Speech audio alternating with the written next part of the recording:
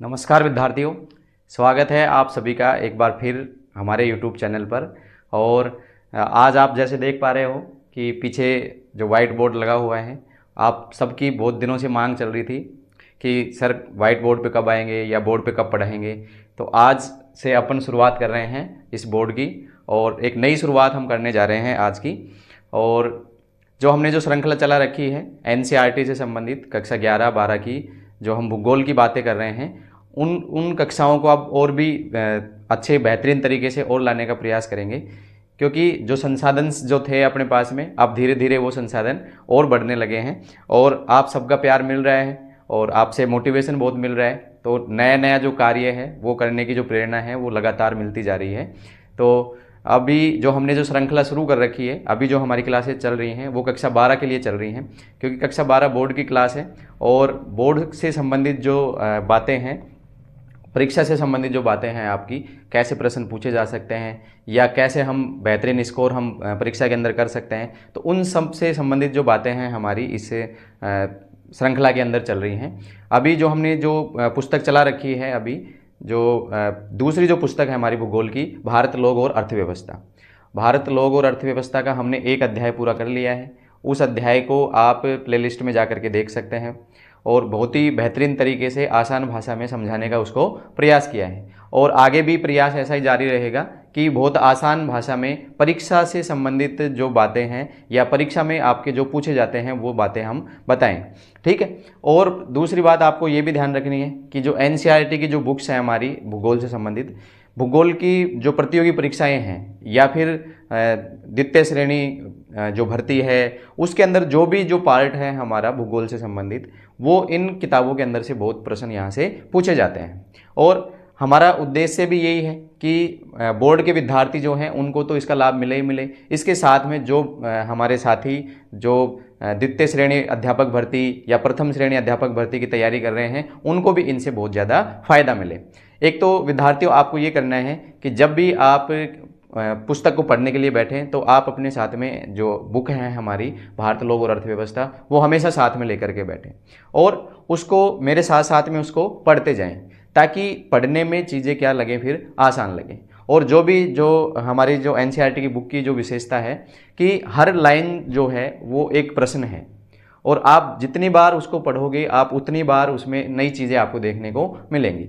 तो आप जितने बार उसका अध्ययन करेंगे, जितनी बार उसका रिवीजन कर लेंगे, नई नई चीज़ आपको उसके अंदर से प्रश्नों के रूप में देखने को मिलेंगी। और हर लाइन अपने आप में एक प्रश्न है और हर लाइन अपने आप में एक नोट्स है। तो आपको जब भी NCERT को पढ़ना है तो पूरे ध्यान से पढ़ना है और एक एक लाइन को आपको अध्ययन करना है।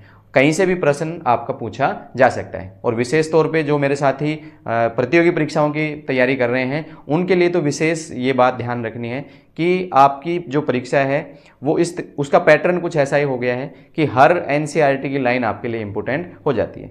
कुछ मेरे साथी जो प्रथम श्रेणी अध्यापक की तैयारी कर रहे हैं, उनके लिए भी ये है कि ये जो NCERT की जो बुक्स हैं आपकी, ये रामबाण हैं और इनको आपको तैयार करना ही करना है। बहुत सारे प्रश्न यहाँ से लाइन टू लाइन पूछ लिए जाते हैं और उन प्रश्नों को गलत करने की संभावनाएं बहुत ज़्यादा होती हैं। तो बहुत ध्यान से आपको चीज़ों को पढ़ना है और बहुत ध्यान से आपको सीखना है।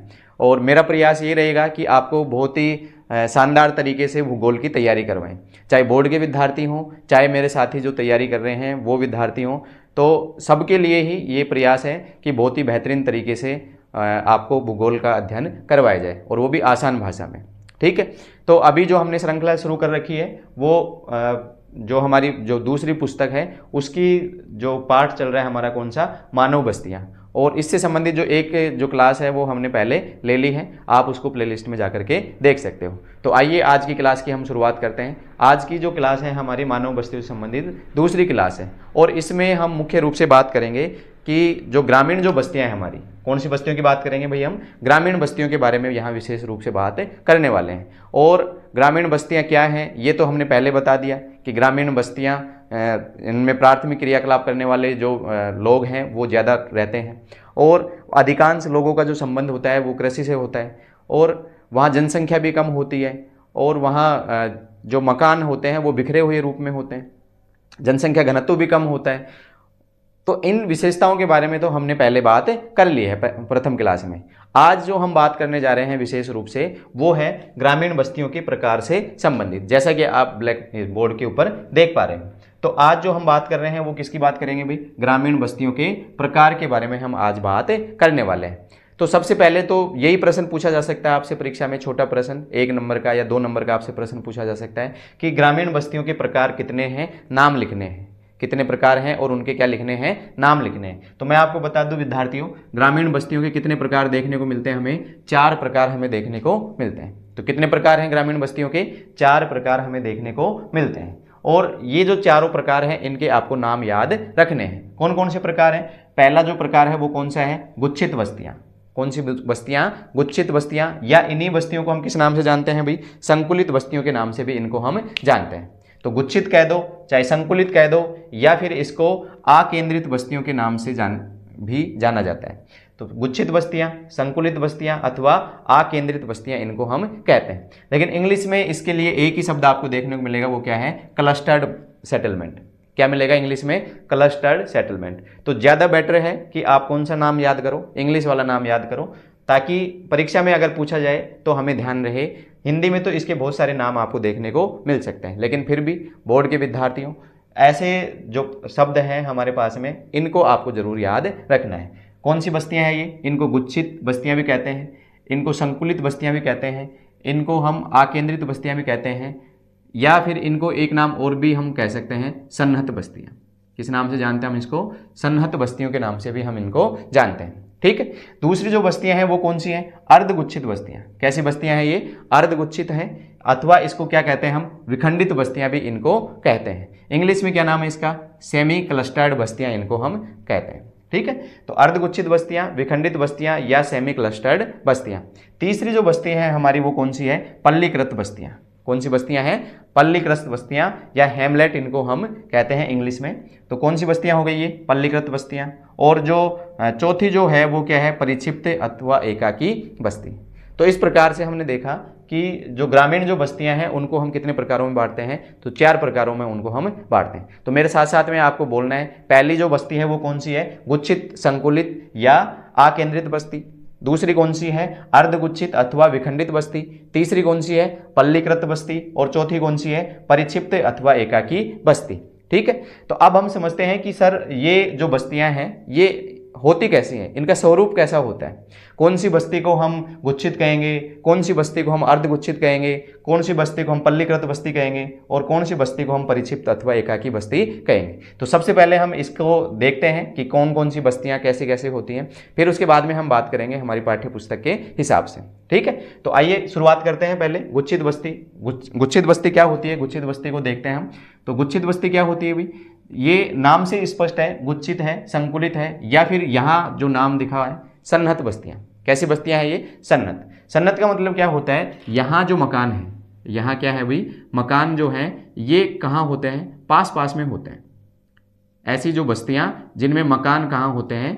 पास पास में होते हैं, ऐसे जो बस्तियां हैं उन बस्तियों को हम किस नाम से जानते हैं भाई? सन्नत बस्ती के नाम से उसको जानते हैं, या फिर गुच्छित बस्तियों के नाम से भी उसको हम जानते हैं। देखो गुच्छित बस्तियां हैं, ये कैसी हैं? सारे मकान जो हैं इसमें क्या है? पास पास में हैं। सारे मकान इसमें क्या हैं भाई? पास पास में हमें देखने को मिलते हैं। कहाँ मिलते हैं? सारे मकान पास पास में देखने को मिलते हैं, और ये एक गाँव का निर्माण कर देते हैं। ठीक है। तो ये जो बस्ती है, ये बस्ती क्या कहलाती है? हमारी गुच्छित बस्ती या सन्निहित बस्ती के नाम से इसको हम जानते हैं। एक और बात ध्यान रखनी है इसमें कि गांव जो बीच में बसा हुआ है, सारे मकान तो इसमें पास पास में होते हैं, इनका जो कृषि क्षेत्र होता है वो इसके चारों ओर होता है। ये अपने जो कृषि क्षेत्र है वो इसके चारों ओर इसमें होता है। ठीक है। तो गांव एक जगह पे बसा हुआ होता है, सारे मकान कहाँ होते हैं? इसमें मकान पास पास में होते हैं। ठीक है। और कृषि क्षेत्र से ये जुड़े हुए होते हैं। तो ये जो बस्ती होती है, ऐसी बस्ती को हम गुच्छित या संकुलित बस्ती के नाम से जानते हैं। फिर हम बात करें दूसरी जो बस्ती है, अर्धगुच्छित अथवा विखंडित बस्ती। कई बार क्या होता है, गांव के आंतरिक भाग में कुछ जमींदार वर्ग जो हैं वो आंतरिक भाग के अंदर वो अपना आधिपत्य जमा लेते हैं। तो जो निचले तबके के जो लोग हैं या फिर जो निम्न श्रेणी के कार्य करने वाले जो लोग हैं वो गांव से कहाँ निकल जाते हैं, बाहर निकल जाते हैं, और वो गांव से बाहर निकल करके और एक नई बसावट वहाँ पर बसा लेते हैं। तो कैसे, जैसे मान लो पहले सभी लोग कहाँ पर रह रहे थे, गांव में रह रहे थे, लेकिन अब किसी जमींदार वर्ग का या किसी सेठ वर्ग का वहाँ पर क्या हो गया, आधिपत्य हो गया। तो ऐसे में जो निम्न श्रेणी के कार्य करने वाले जो लोग हैं या निम्न आय वर्ग के जो लोग हैं वो क्या करते हैं, गांव से निकलना शुरू हो जाते हैं, और गांव से निकल करके और वो थोड़ा दूर इसी से संबंधित थोड़ा दूर जा करके क्या बना लेते हैं, अपने मकान वहाँ बना लेते हैं, अपने भवन वहाँ पर निर्माण कर लेते हैं। तो इस तरीके से ये क्या हो जाती है, अर्धगुच्छित, यानी कि गुच्छित नहीं है, कैसी हो गई ये, अर्धगुच्छित हो गई। ठीक है, तो ऐसी जो बस्तियां होती हैं उनको हम क्या कहते हैं, अर्धगुच्छित बस्तियां कहते हैं। अब इसमें तो आप देख रहे हो दोनों में अंतर भी आपको नजर आ रहा होगा। यहाँ तो सारे के सारे मकान क्या थे, एक ही जगह पे संकेंद्रित थे, ठीक है, सन्नत थे एक ही जगह पे, इसलिए इनको गुच्छित कहते हैं। अब इसमें क्या हो रहा है कि मकान एक जगह कुछ हैं, लेकिन यहाँ से फिर धीरे धीरे लोग बाग कहाँ निकलने लगे, गांव के जो बाहर की जो साइड होती है वहाँ पर जाकर के रहने लगे। तो इस प्रकार से जो गांव बसे हुए होते हैं उन गांवों को हम किस नाम से जानते हैं, उनको गुच्छित, ये अर्धगुच्छित अथवा विखंडित गांव के नाम से जानते हैं। ठीक है, फिर हम बात करते हैं किसकी, पल्लीकृत बस्तियाँ। पल्लीकृत जो बस्तियाँ होती हैं वो बेसिकली पूरा गाँव होता है, नाम तो गाँव का क्या होता है, एक ही होता है, लेकिन बीच में कोई ऐसी भौतिक स्थलाकृति आ जाए, चाहे वनीय क्षेत्र आ जाए या फिर कोई पर्वतीय क्षेत्र आ जाए, बीच में कोई नदी आ जाए, है ना, कोई झील हो, तो ऐसे में क्या होता है कि गांव अलग अलग भागों में बस जाता है। गांव अलग अलग, नाम तो एक ही होता है लेकिन जो ढाणियाँ हैं वो अलग अलग बस जाती हैं। या फिर कई बार क्या होता है कि जाति के आधार पर भी अलग अलग मोहल्ले बढ़ जाते हैं, जैसे जाटो मोहल्ला हो गया, है ना, मेव मोहल्ला हो गया। इस तरीके से जो बस्तियां हैं वो अलग अलग क्षेत्रों में बढ़ जाती हैं। तो जैसे मान लो एक बसाव यहाँ पर हो गया, ये मैं क्या बना रहा हूँ, ये मकान बना रहा हूँ, एक बसाव यहाँ पर हो गया, कुछ बसाव। अब ये किसी एक जाति से संबंधित भी हो सकते हैं, किसी एक धर्म से संबंधित भी हो सकते हैं, या फिर वैसे भी बीच में एक भौतिक अवरोध आ गया, भौतिक अवरोध की वजह से इन लोगों ने क्या बना लिया, दूर दूर घर बना लिए। तो जैसे एक वहाँ बस गया, एक यहाँ बस गया। अब इनके बीच में आपको गैप नज़र आ रहा होगा, बीच में जो स्थलाकृति है वहाँ पर आपको क्या दिखाई दे रहा है, गैप दिखाई दे रहा है। और फिर एक यहाँ पर बस गया। तो इस प्रकार से हम देख रहे हैं कि गांव तो क्या है, ये एक ही है, गांव तो क्या है, एक ही है, लेकिन बीच में क्या है, गैप है, बीच में क्षेत्र खाली पड़ा हुआ है, या कोई भौतिक अवरोध हो सकता है, या कुछ अन्य कारण हो सकते हैं कि एक जाति विशेष के लोग एक जगह पे रह सकते हैं, ठीक है, एक धर्म विशेष के लोग एक जगह पे रह सकते हैं। तो गांव का नाम तो एक ही है, लेकिन अलग अलग क्या बसी हुई हैं, ढाणियाँ बसी हुई हैं। फिर इनको किस किस नाम से जानते हैं हम आगे इसमें देखने वाले हैं। इनकी अलग से क्या विशेषताएं हैं, हमारी एनसीईआरटी की बुक के अकॉर्डिंग हम उसको भी देखेंगे। अभी हम समझ रहे हैं कि इनको हम किस तरीके से समझ सकते हैं। तो आप इसमें देख रहे हो कि सारे मकान एक जगह पे हैं। इसमें क्या है, कुछ मकान एक जगह और कुछ मकान बाहर जाकर के गाँव से बाहर की ओर बस गए हैं। और इसमें क्या है, कोई भौतिक अवरोध की वजह से या फिर जाति की वजह से, धर्म की वजह से ये क्या करते हैं, यहाँ पर एक जाति के हो गए, यहाँ पर एक जाति के हो गए। अब ये क्या बस गई है, ये अलग अलग ढाणियाँ बस गई हैं, अलग अलग मोहल्ले बन गए हैं। ये गांव का नाम तो पूरा एक ही है, लेकिन ये जैसे मान लो कि ये जाटो मोहल्ला हो गया, ये मेव मोहल्ला हो गया, है ना, ये कुमावत मोहल्ला हो गया। इस तरीके से अलग अलग मोहल्लों के अंदर ये बढ़ जाते हैं, लेकिन गांव का नाम क्या रहता है, ये एक ही रहता है। तो ऐसे गाँवों को हम क्या कहते हैं, पल्लीकृत बस्तियाँ इनको कहते हैं। किस नाम से जानते हैं इनको हम, पल्लीकृत बस्तियों के नाम से जानते हैं।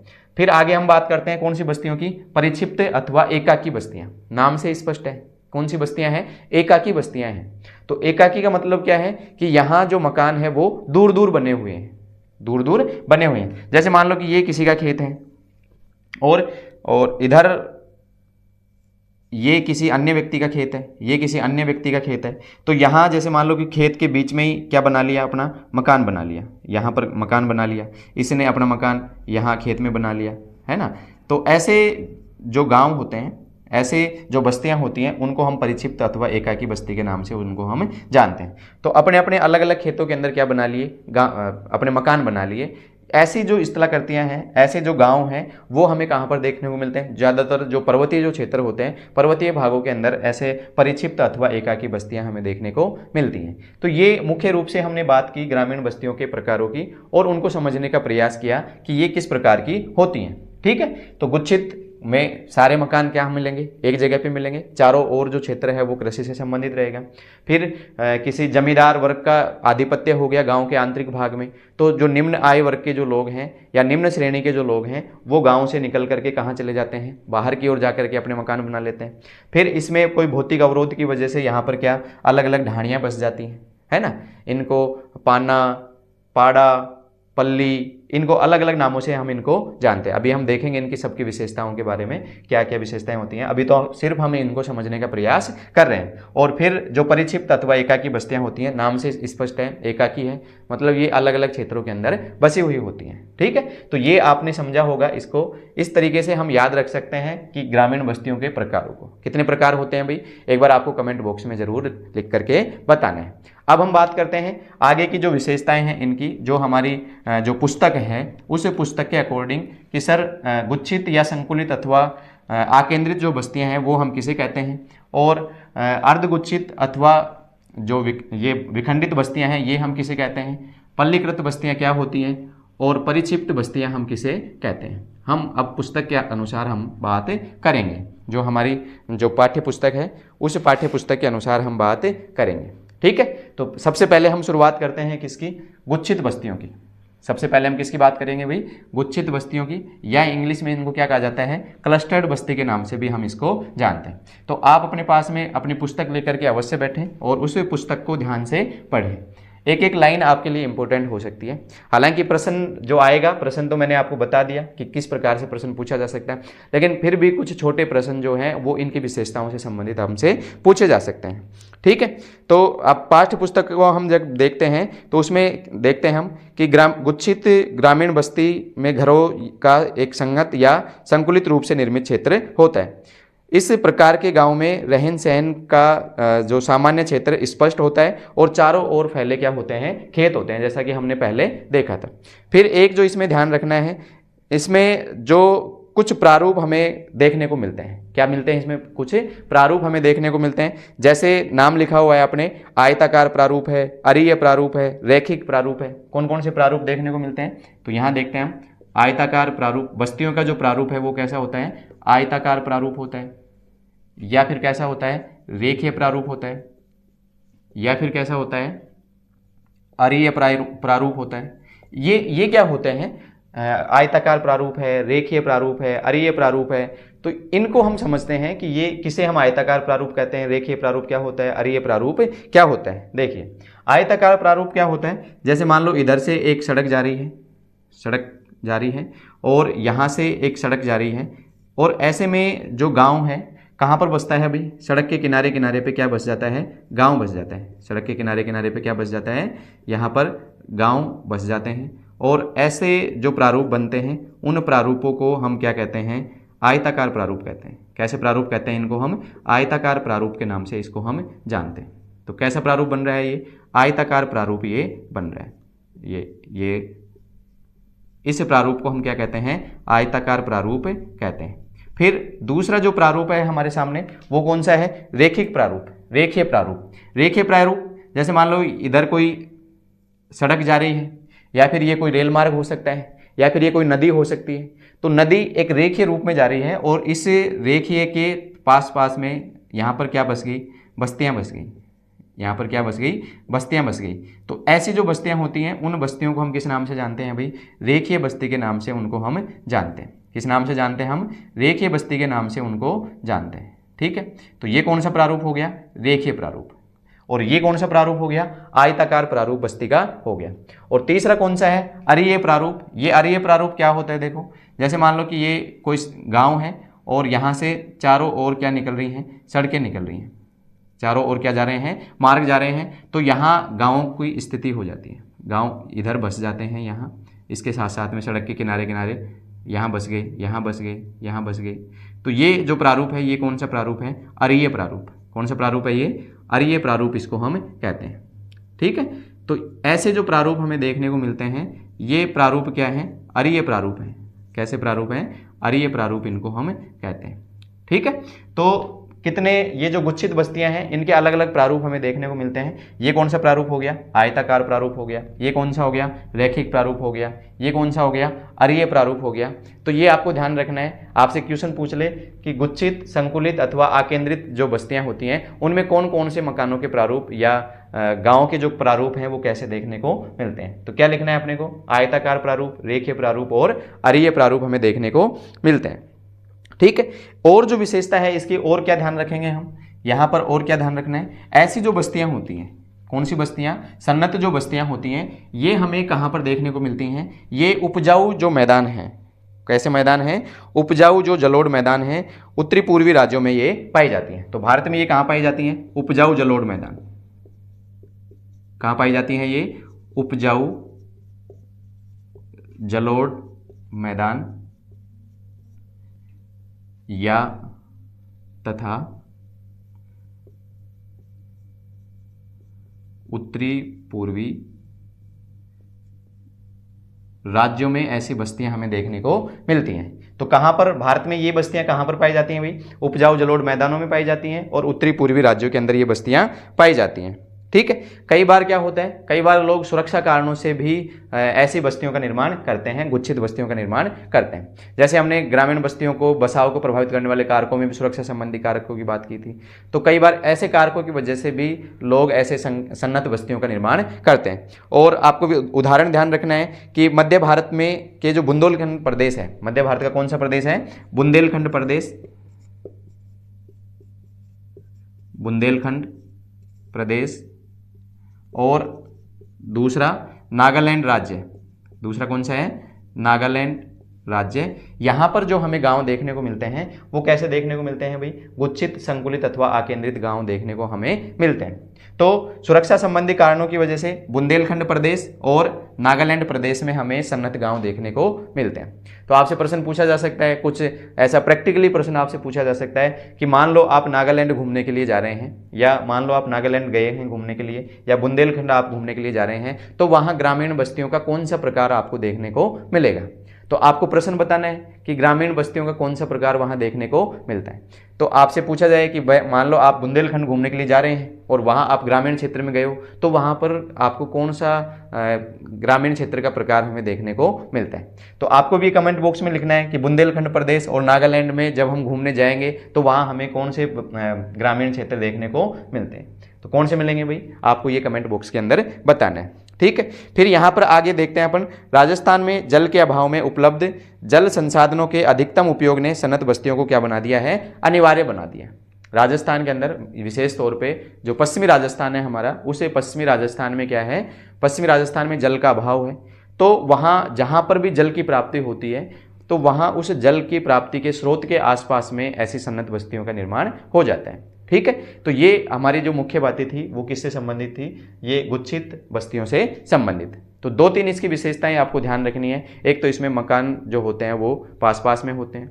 फिर जो कृषि जो क्षेत्र होता है वो कृषि क्षेत्र जो बस्ती होती है उससे दूर होता है, या उसके चारों तरफ का जो क्षेत्र होता है वो कृषि क्षेत्र होता है, बीच में क्या बस जाती है, बस्ती बस जाती है। ठीक है, और इसमें ध्यान रखना है इसके जो प्रारूप हमें देखने को मिलते हैं, आयताकार प्रारूप है, रेखीय प्रारूप है, अरीय प्रारूप इसका देखने को मिलता है। फिर ऐसी बस्तियां हमें भारत में कहाँ देखने को मिलती हैं भाई, भारत में ऐसी बस्तियां उपजाऊ जो जलोढ़ मैदान हैं उन जलोढ़ मैदानों में देखने को मिलती हैं, और उत्तरी पूर्वी जो राज्य हैं वहाँ पर ऐसे देखने को मिलती हैं।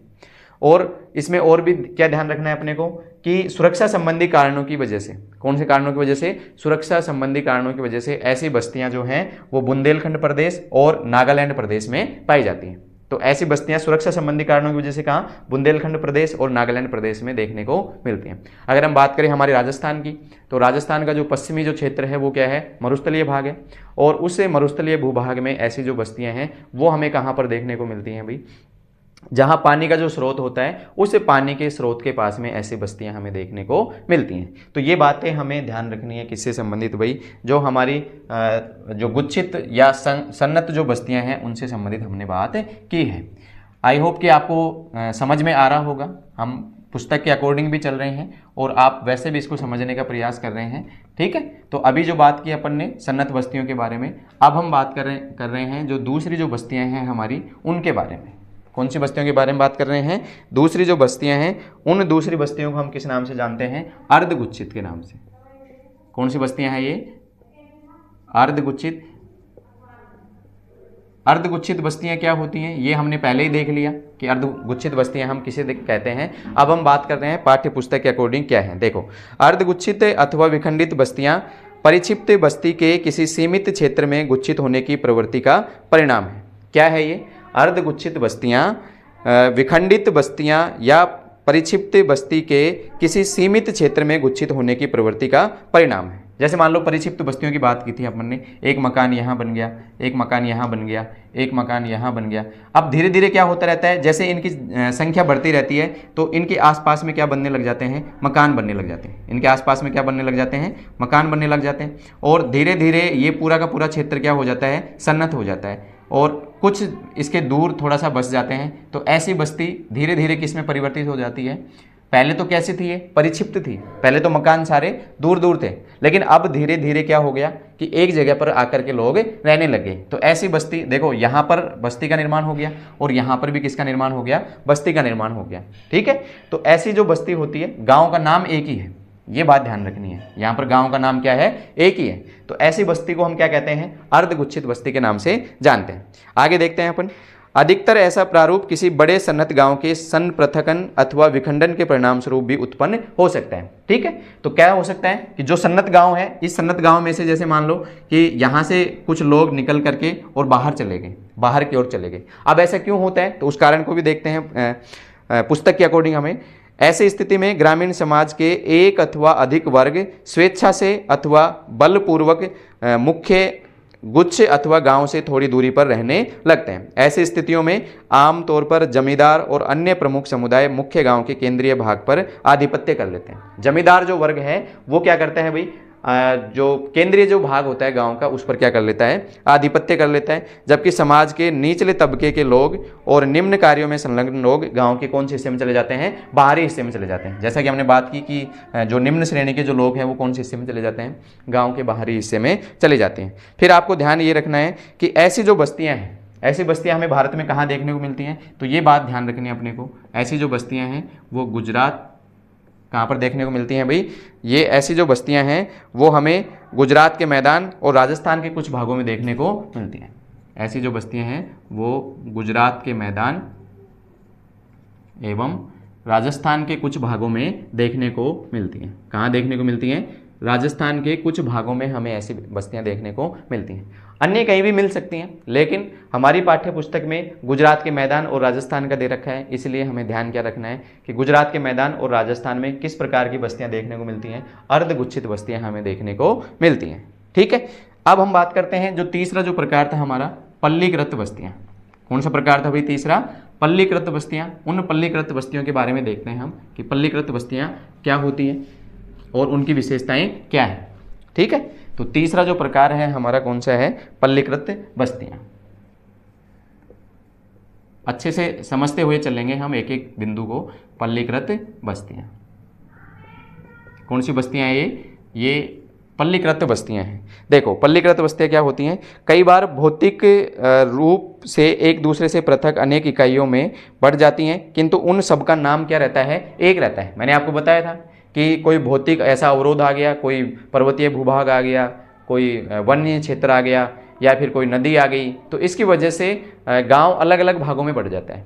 इस वजह से गांव का नाम तो एक ही रहता है, लेकिन वो अलग अलग जो मोहल्ले हैं, अलग अलग ढाणियाँ हैं, जाति के लोग हैं या धर्म के लोग हैं, वो अलग अलग क्षेत्रों के अंदर बढ़ जाते हैं। यहाँ पर हमें जो विशेषता इसकी ध्यान रखनी है वो ये कि भारत के विभिन्न भागों में इन्हें अनेक स्थानीय नामों से जाना जाता है। जैसे आपसे छोटे प्रश्न में पूछा जा सकता है कि पल्लीकृत बस्तियों को किन नामों से जाना जाता है। ठीक है, तो कौन कौन से नामों से जाना जाता है भाई? पाना है। कौन कौन से नामों से जाना जाता है इसको? पाना, पाड़ा, ढाणी, नगला, ऐसे नामों से इनको क्या किया जाता है? जाना जाता है। तो पाना, पाड़ा, नगला, ढाणी, पाली, पाली। ठीक है, तो पाना, पाड़ा, ढाणी, नगला, पाली, इन नामों से कौन सी बस्तियों को जाना जाता है भाई? पल्लीकृत बस्तियों को जाना जाता है। तो प्रश्न दोनों तरीके से पूछा जा सकता है। प्रश्न ये पूछा जा सकता है कि भाई पल्लीकृत बस्तियों को किन स्थानीय नामों से जाना जाता है अलग अलग क्षेत्रों के अंदर? तो पाना, पाड़ा, ढाणी, नगला, पाली। ठीक है, याद रखना क्या है? पाना, पाड़ा, ढाणी, नगला, पाली। ठीक है, और ये जो बस्तियां हैं इनमें गांव एक ही होता है, लेकिन अलग अलग क्षेत्रों के अंदर ये भौतिक कारणों की वजह से या कुछ सामाजिक कारणों की वजह से ये अलग अलग ढाणियों के रूप में बस जाते हैं। ठीक है, ऐसे जो गांव हैं वो हमें कहाँ पर देखने को मिलते हैं भाई? ऐसे गांव निम्न गंगा के मैदान और छत्तीसगढ़ और हिमालय की निचली घाटियों में देखने को मिलते हैं। कहाँ पर ऐसे गांव देखने को मिलती हैं? निम्न गंगा मैदान, छत्तीसगढ़, निम्न गंगा मैदान, छत्तीसगढ़ और हिमालय की निचली घाटियों में। कहाँ पर? हिमालय की निचली जो घाटियां हैं वहां पर हमें ऐसे गांव देखने को मिलते हैं। निचली जो घाटियां हैं वहां पर हमें ऐसे गांव देखने को मिलते हैं। ठीक है, तो पल्लीकृत बस्तियां क्या होती हैं? आपकी विशेषताएं इनकी याद हो गई होंगी। पल्लीकृत बस्तियां क्या है? पल्लीकृत बस्तियों को देश के विभिन्न भागों में अलग अलग नामों से जानते हैं हम। क्या कहते हैं? पाना कहते हैं, पाड़ा कहते हैं, ढाणी कहते हैं, नगला कहते हैं और पाली के नाम से जाना जाता है। ठीक है, ये बस्तियां कहाँ पर मिलती हैं हमें? निम्न गंगा के मैदान मिलती हैं, छत्तीसगढ़ में मिलती हैं, हिमालय की निचली घाटियों में मिलती हैं। ठीक है, आपको सुरक्षा संबंधी कारणों की वजह से सन्नत जो बस्तियां थी वो कहाँ पर मिलती हैं ये आपको कमेंट बॉक्स के अंदर बताना है। और आपको कमेंट में ये भी बताना है कि अर्धगुच्छित जो बस्तियां हैं वो भारत में कौन से क्षेत्रों में पाई जाती हैं या कौन से भागों के अंदर वो पाई जाती हैं। ठीक है, तो ध्यान से आप समझ रहे हो, सीख रहे हो। ठीक है, आगे हम बात करते हैं किसके बारे में? पल्लीकृत बस्तियों के बारे में हो ही गया कि पाना, पाड़ा, ढाणी, नगला, पाली कहाँ पर मिलती हैं? ये निम्न गंगा के मैदान में, छत्तीसगढ़, हिमालय की जो निचली घाटियाँ हैं वहाँ पर ऐसी बस्तियाँ हमें देखने को मिलती हैं। ठीक है, अब हम बात करते हैं किसकी? परिक्षिप्त बस्तियाँ, जो ग्रामीण बस्तियों का अंतिम प्रकार है। तो कौन सी बस्तियों की बात कर रहे हैं हम? परिक्षिप्त बस्तियाँ। कौन सी बस्तियों की बात करेंगे हम? परिक्षिप्त बस्तियों के बारे में हम बात करेंगे। अगर आपको वीडियो पसंद आ रहे हैं तो वीडियो को लाइक करिए। अगर आप चैनल पे नए हैं तो चैनल को सब्सक्राइब कर लीजिए, अपने दोस्तों के साथ में शेयर भी कीजिए और कमेंट बॉक्स में ज़रूर आप कमेंट कीजिए। और आप ये भी बताइए कि आप हमारे वीडियो को कौन से क्षेत्र से देख रहे हो, कहाँ से आप इसको देख रहे हो, सीख रहे हो, आप कौन सी कक्षा के विद्यार्थी हो, आप बोर्ड परीक्षा के विद्यार्थी हो या फिर अन्य प्रतियोगी परीक्षाओं की तैयारी करने वाले विद्यार्थी हो। तो जरूर आप कमेंट बॉक्स में इस बात को बताइएगा। अंतिम जो बस्ती है वो कौन सी है? परिक्षिप्त बस्तियाँ। अंतिम जो है वो कौन सी बस्ती है? परिक्षिप्त। कौन सी बस्ती है? परिक्षिप्त बस्तियाँ। देखो क्या होती है परिक्षिप्त बस्तियाँ, नाम से पता है। परिक्षिप्त बस्तियाँ यानी कि इनमें मकान क्या होते हैं? दूर दूर होते हैं। मकान क्या होते हैं? इसमें दूर दूर स्थित होते हैं। तो परिक्षिप्त बस्तियां भारत में परिक्षिप्त अथवा एकाकी बस्ती प्रारूप सुदूर जंगलों में एकाकी झोपड़ियों अथवा कुछ झोपड़ियों की पल्ली अथवा छोटी पहाड़ियों की ढालों पर खेतों अथवा चरागाहों के रूप में दिखाई पड़ता है। बस्ती का चरम विक्षेपण प्राय भूभाग और निवास योग्य क्षेत्रों के भूमि संसाधन आधार की अत्यधिक विखंडित प्रकृति के कारण होता है। ऐसी जो बस्तियां हैं ये हमें कहाँ पर देखने को मिलती हैं भाई? जो पर्वतीय जो भूभाग हैं वहाँ पर हमें ऐसी बस्तियां देखने को मिलती हैं। कौन से पर्वतीय भूभाग हैं? जैसे मेघालय है, उत्तराखंड है, हिमाचल प्रदेश है, मेघालय और उत्तराखंड है, हिमाचल प्रदेश है। ये सारे के सारे कैसे राज्य हैं? पर्वतीय राज्य हैं। तो इन पर्वतीय भागों में पर्वत के जो ढाल होते हैं वहाँ पर इस प्रकार की बस्तियाँ पाई जाती हैं। कौन सी बस्तियाँ हैं? परिक्षिप्त बस्तियाँ। ठीक है, तो ये हमने बात की किसकी? ग्रामीण बस्तियों के प्रकार की। कितने प्रकार हैं? 4 प्रकार। कितने प्रकार हैं? 4 प्रकार हैं। गुच्छित, अर्धगुच्छित, पल्लीकृत बस्तियां और परिक्षिप्त बस्तियां। कौन कौन से? एक बार मेरे साथ में बोलेंगे आप भी। गुच्छित, अर्धगुच्छित, पल्लीकृत बस्तियां और परिक्षिप्त बस्तियां। ये बस्तियां भारत के कौन कौन से हिस्से में ये बस्तियां पाई जाती हैं। जैसे गुच्छित बस्तियां भारत में कहाँ पाई जाती हैं, पल्लीकृत बस्तियां भारत में कहाँ पाई जाती हैं, परिक्षिप्त बस्तियां भारत में कहाँ पाई जाती हैं और अर्धगुच्छित बस्तियां भारत में कहाँ पाई जाती हैं। इन सब के बारे में आपको कमेंट बॉक्स के अंदर कमेंट करना है। ठीक है, तो आई होप कि आपको आसानी से समझ में आया होगा। आज की जो श्रृंखला है, जो हम बोर्ड के ऊपर क्लासों को लेकर के आए हैं, इसमें और क्या सुधार कर सकते हैं हम, आप ज़रूर आप सुझाव दीजिए ताकि हम उन सुधारों को भी कर सकें।